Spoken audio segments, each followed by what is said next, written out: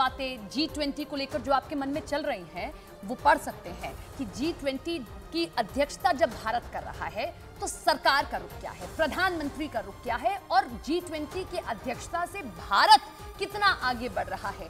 जब G20 की अध्यक्षता की बात आती है तो आपके जहन में सिर्फ दिल्ली पहले आता हुआ, लेकिन नहीं, ये बदलता दृष्टिकोण है, ये बदलते हालात हैं। एक अच्छी परिस्थिति में हम जाते हुए दिखाई दिए। ये जिक्र प्रधानमंत्री ने अपने इस इंटरव्यू में किया है कि आप कश्मीर तक में G20 के कार्यक्रमों को देख रहे हैं। ये बदलता हुआ दृष्टिकोण ही है कि हम किस तरीके से काम कर रहे हैं कि G20 के जो कुछ कार्यक्रम हैं हम सिर्फ दिल्ली में आयोजित नहीं कर रहे हैं बल्कि बाकी जगहों पर भी कर रहे हैं। G20 पर दृष्टिकोण को लेकर पीएम ने बताया कि वसुदैव कुटुंबकम G20 का सिद्धांत है, वन अर्थ वन फैमिली, एक धरती एक परिवार एक भविष्य, ये थीम है वसुदैव कुटुंबकम।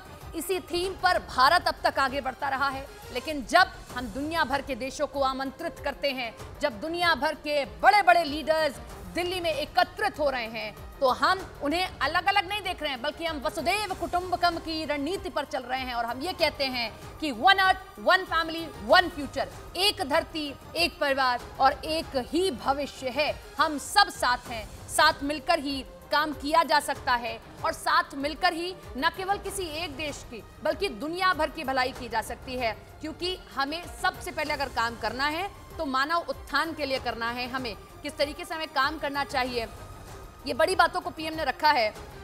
और साथ ही साथ पीएम ने टेक्नोलॉजी को लेकर भी इस पूरे इंटरव्यू में बात की है। इसमें कहा कि हम एक इंटरकनेक्टेड, एक इंटरडिपेंडेंट वर्ल्ड पर रहते हैं, जहां टेक्नोलॉजी के लिए हमें हर एक व्यक्ति पर निर्भर रहना पड़ता है। इसीलिए हमें जरूरी है कि एक साथ काम किया जाए, एक साथ आगे बढ़ा जाए और एक ही लक्ष्य के साथ आगे बढ़ा जाए कि यही हमारा लक्ष्य है, हमें इसी के साथ में काम करना है।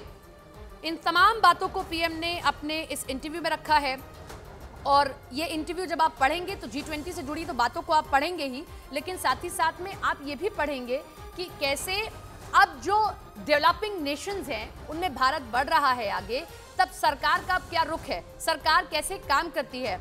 और रिसोर्सेज को लेकर जब आप पीएम का इंटरनेशनल फोरम पर भाषण भी सुनते होंगे तो प्रधानमंत्री आतंकवाद की बात करते हैं, प्रधानमंत्री जिक्र करते हैं कि आतंकवाद के खात्मे के लिए हम सबको एक साथ आना है, प्रधानमंत्री बात करते हैं कि रिसोर्सेज को आप बचाइए क्योंकि आने वाली जनरेशन को आपको वो रिसोर्सेज देने हैं। इस पर भी पीएम ने बातचीत की है। इस पर भी पीएम ने कहा कि आज प्रेशर है हम सब पर कि नेचुरल रिसोर्सेज को, इंफ्रास्ट्रक्चर को आगे बढ़ाया जाए। ऐसे वक्त में जरूरत है कि हम जो है दुनिया भर में एक दूसरे के साथ खड़े हों, साथ ही साथ स्ट्रांगली स्टैंड करें एक दूसरे के साथ में कि माइट इज राइट। इस कल्चर पर हमें काम करना चाहिए, रिकॉग्नाइज करना चाहिए, शेयर करनी चाहिए हमें प्रॉस्पेरिटी, ताकि हम जो है यूटिलाइजेशन ठीक तरीके से कर सकें रिसोर्सेज का और आने वाली जनरेशन को भी हम ठीक तरीके से वो सभी रिसोर्सेज दे सकें।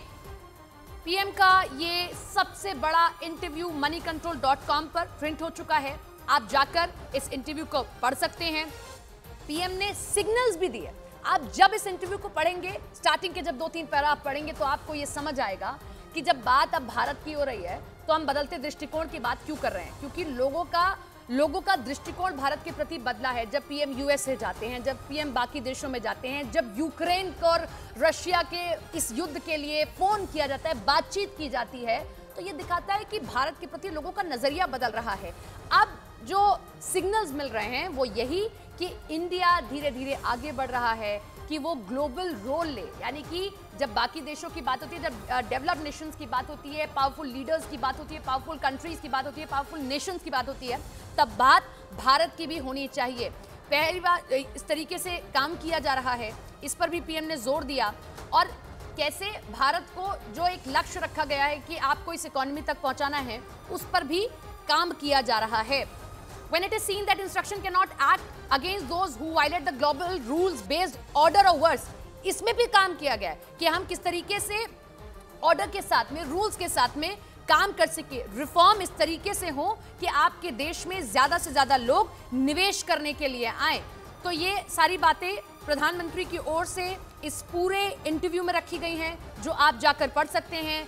यूपीआई, आधार कार्ड को लेकर भी प्रधानमंत्री ने इस पूरे इंटरव्यू में बातचीत की है कि बीते 9 सालों में डिजिटल प्लेटफॉर्म पर किस तरीके से उनकी सरकार ने काम किया है।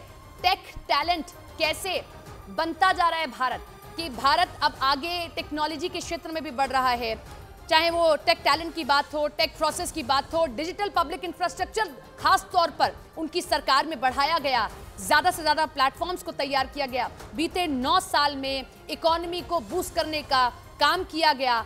अब ज़रूरत है कि एक क्रांति टेक्निकल क्षेत्र में भी आनी चाहिए और भारत उस पर बहुत तेज़ी से काम कर रहा है। ह्यूमन सेंट्रिक मॉडल में बहुत ज़रूरी है कि तमाम चीज़ों पर काम किया जाए, टेक्नोलॉजी के क्षेत्र में एम्पावर किया जाए लोगों को, जहां तक रीच नहीं है वहां तक रीच को पहुंचाया जा सके, ताकि ग्रोथ और तेजी से हो और एक माइलस्टोन आप तय कर सके। जनधन, आधार, मोबाइल, इस पर भी प्रधानमंत्री ने बात की और ये कहा कि कैसे हर एक व्यक्ति तक जो है ये पहुंच बनाई गई ताकि उनके अधिकारों को कोई ना छीन सके। इस बात का जिक्र पीएम ने किया कि ताकि उनके अधिकारों को कोई ना छीन सके, टेक्नोलॉजी के क्षेत्र में काम किया जाए, करोड़ों लोगों तक जो है इस पेंडेमिक में खास तौर पर कोरोना काल में रीच की गई है। क्यूआर कोड के जरिए, यूपीआई के जरिए, अब आप एक क्यूआर कोड स्कैन करिए और आप जो है ट्रांजैक्शन कर सकते हैं। इसके जरिए बैंकिंग क्षेत्र में भी मदद मिली है, लोगों के खातों में भी अब आपको पैसा दिखाई देगा, आप इस पूरे ट्रांजैक्शन को देख सकते हैं और ये किस तरीके से काम कर रहा है, आप ये पूरी तमाम चीज़ों को पढ़ सकते हैं। यूपीआई इस तरीके से काम कर रहा है, लाखों लोगों तक, करोड़ों लोगों तक रीच हो रही है। ई मार्केट प्लेस सरकार द्वारा बनाया गया है। पेंडेमिक के दौरान कोविन जो वैक्सीन थी करोड़ों लोगों तक पहुंचाई गई, 200 करोड़ लोगों को वैक्सीन की डोज दी गई और फ्री में दी गई, फ्री ऑफ कॉस्ट ये वैक्सीन की डोज दी गई। ओपन सोर्स सभी के लिए रखा गया और न केवल हमने अपने देश के लोगों को दी है बल्कि हमने दुनिया भर में इसकी सप्लाई भी की है। पेंडेमिक में लोगों को परेशानियां जरूर हुई, लेकिन कैसे हमने अवसर में भी उसको तब्दील किया है। हमने काम किया है कि हम एडवांस कंट्रीज, इमर्जिंग इकोनॉमीज में जो है आगे बढ़े हैं। moneycontrol.com को दिए इस इंटरव्यू में पीएम ने महंगाई पर भी बात की। उन्होंने बताया कि सरकार ने महंगाई रोकने के लिए कई कदम उठाए, रसोई गैस की कीमतें कम करने का काम किया गया है। तो महंगाई को लेकर सवाल खड़े हो रहे थे, लेकिन प्रधानमंत्री ने महंगाई पर भी बेबाकी से अपनी बातों को रखा है, बेबाकी से अपनी बात को शेयर किया है और ये कहा कि कैसे महंगाई पर भी उनकी सरकार ने काम किया है। एलपीजी सिलेंडर के दामों को कम करने का काम किया गया और कैसे बाकी भी और क्षेत्र हैं जहां प्रधानमंत्री नरेंद्र मोदी और उनकी सरकार महंगाई को कम करने की कोशिशें लगातार कर रही है, आगे भी करती रहेगी। और रसोई गैस की कीमत, क्योंकि रसोई गैस एक ऐसी चीज गरीब से गरीब आदमी तक उसका इस्तेमाल करता है और अगर रसोई गैस के दाम बढ़ रहे हैं तो दिक्कतें निश्चित तौर पर होती हैं। ऐसे में सरकार ने इन तमाम चीज़ों को समझा और उसके बाद में सरकार ने, प्रधानमंत्री नरेंद्र मोदी ने रक्षाबंधन पर इस त्योहार पर यह उपहार दिया कि रसोई गैस की कीमतों में कटौती की गई है। तो इन तमाम बातों पर बेबाकी से अपनी बातों को रखा है। सरकार कैसे काम कर रही है, युवाओं का साथ कैसे मिल रहा है, इस पर भी प्रधानमंत्री ने जो है बात की है और कैसे आगे बढ़ा जाए इस पर भी काम की कि कैसे हमारा देश एक ऐसा देश जहां युवाओं की शक्ति ज्यादा है, उस युवा शक्ति के साथ में आप काम कर सकते हैं और कैसे अपने देश को आगे बढ़ा सकते हैं। हमें युवाओं की शक्ति का इस्तेमाल करना होगा, रिसोर्सेज को किस तरीके से मिशन के लिए इस्तेमाल करना होगा, वो काम किया गया है और हम एक्टिवली इस पर काम भी कर रहे हैं। ग्रास रूट लेवल से हम इस पर काम करने की कोशिशें कर रहे हैं। हमारे जो एक्सपीरियंस रहे हैं उनमें सबसे बड़ा बेनिफिट यही कि हम लोगों को किस तरीके से लोगों के उत्थान के लिए काम कर रहे हैं। हम लगातार डेडिकेटेडली उनके उत्थान के लिए काम कर रहे हैं और आगे भी कोशिशें कर रहे हैं कि हम उनसे सीख सकें, आगे और काम कर सकें। हमें एम्बिशन की ज़रूरत है ताकि हम लोगों को और बेहतर तरीके से काम करने के लिए चीज़ें मुहैया करा सकें। साथ ही साथ में रसोई गैस को लेकर बात की है, महंगाई को लेकर प्रधानमंत्री ने बात की कि आप महंगाई पर किस तरीके से काम कर सकते हैं, कैसे काम किया जा रहा है। युवा हमारी सबसे बड़ी शक्ति है। टेक्निकल क्षेत्र में हमने कोशिश की यूपीआई के जरिए, आधार कार्ड के जरिए कि हम लोगों को टेक्नोलॉजी से जोड़ सकें, क्योंकि आने वाले समय में आपको टेक प्रो बनना बहुत ज़रूरी है और अगर आप टेक प्रो होते हैं तो आप बाकी जो जितने भी बड़े उद्योगपति हैं उनको भी आप बुला सकते हैं अपने देश में कि आप आइए और निवेश करिए। हमारे पास युवाओं की ये शक्ति है कि आप हमारे साथ काम कर सकते हैं। यूपीआई एक ऐसा रेवोल्यूशन रहा था जो आज हर एक व्यक्ति के फोन में आपको दिखाई देगा। एक छोटी से छोटी ट्रांजैक्शन भी आप यूपीआई के जरिए जो है कर सकते हैं। तो ये तमाम बातें प्रधानमंत्री की ओर से रखी गई हैं। भारत G20 की अध्यक्षता कर रहा है। सबसे बड़ी बात G20 को लेकर की गई, जिसमें पीएम ने कई बातों को रखा है और G20 को लेकर प्रधानमंत्री ने कहा कि यह बदलता हुआ दृष्टिकोण है कि आप सिर्फ दिल्ली में G20 के कार्यक्रमों को नहीं देख रहे हैं, बल्कि हमने ये तय किया कि भारत के प्रति लोगों का दृष्टिकोण जो है वो बदले। प्रधानमंत्री ने जो बड़ी बातें रखी हैं वो हम एक बार फिर से आपको बताते हैं। कोरोना के समय गरीबों और कमजोर लोगों के लिए काम किया गया। कोरोना के समय गरीब और कमजोर लोगों की जरूरतों का पूरा ख्याल रखा गया। इन बातों का जिक्र पीएम ने किया। कोरोना के समय 150 से ज्यादा देश ऐसे जिन्हें हमने टीके और दवाएं मुहैया कराई। G20 अध्यक्ष के रूप में बायोफ्यूल अलायंस शुरू हम कर रहे हैं। बायोफ्यूल अलायंस ऊर्जा की जरूरतों को पूरा करने का काम करेगा। बायोफ्यूल अलायंस से अर्थव्यवस्था मजबूत होगी। दुनिया को देने के लिए भारत के पास बहुत कुछ है और हम उस पर काम कर रहे हैं कि भारत के पास युवा शक्ति है, भारत के पास स्किल लोग हैं, ऐसे दिमाग हैं, ऐसे जीनियस हैं जो आने वाले समय में भारत को सबसे बड़ी पावर बना सकते हैं।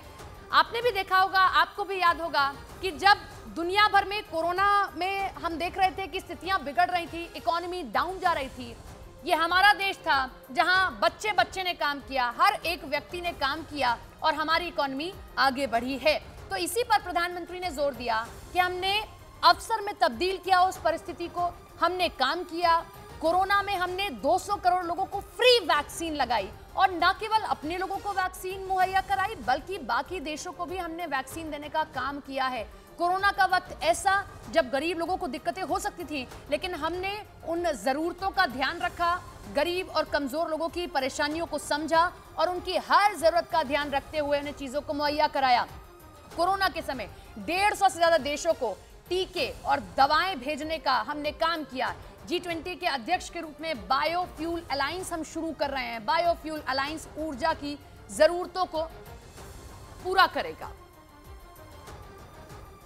तो बायोफ्यूल अलायंस, मैं आपको पहले भी बताया कि रिसोर्सेज को लेकर, नेचुरल रिसोर्सेज को लेकर प्रधानमंत्री ने अपने इस इंटरव्यू में बड़ी बातों को रखा और यही कहा कि आप आज इस्तेमाल करके आने वाले कल के लिए क्या छोड़ रहे हैं, इस पर भी बातचीत करना बहुत जरूरी है। और भारत G20 की अध्यक्षता जब कर रहा है तो जिम्मेदार होने के नाते हमारी ये जिम्मेदारी बनती है